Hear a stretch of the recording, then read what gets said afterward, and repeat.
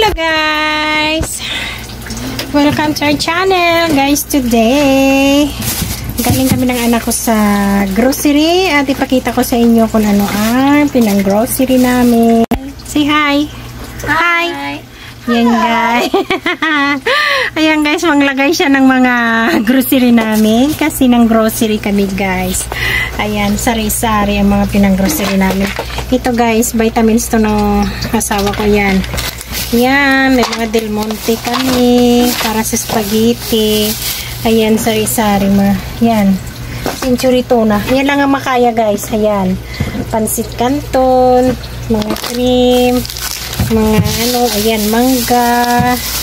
Yan, 3 piraso lang talagang mangga na binili ko guys. Ayan.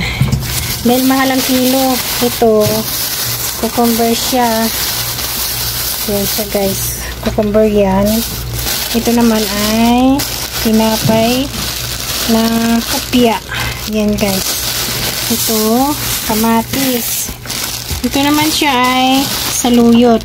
Kasi sabi ko bukas, ano kaming dalawa. Magulay. Yan. Ito naman ay kangkong. Ito siya guys. Kangkong at saka pitsay. Yan.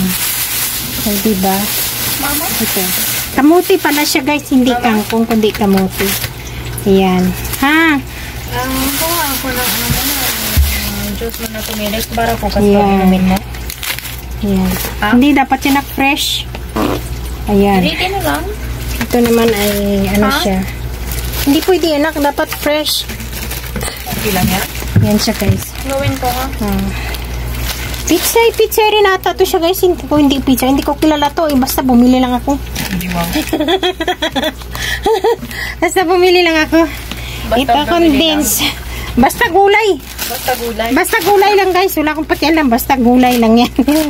Itong mga sukal kami. Dahil minsan yung anak ko mahilig magluto ng mga sweet. Yan. Yan ang mga pinamili namin. Ito mga lotion. Yan. Mga cream. Mga glutathione. Ayan guys. Ayan. Ito vitamins. Ito. Mga lotion. Ayan. O, diba? Yan ang ginano niya. Mga apple. Nasa rip siya daw yung maayos. Kasi ako naman ay gagawa ng pagkain namin today. Yan guys. Bye guys. See you next vlog. Don't forget to like, share, and click the notification bell. Bye.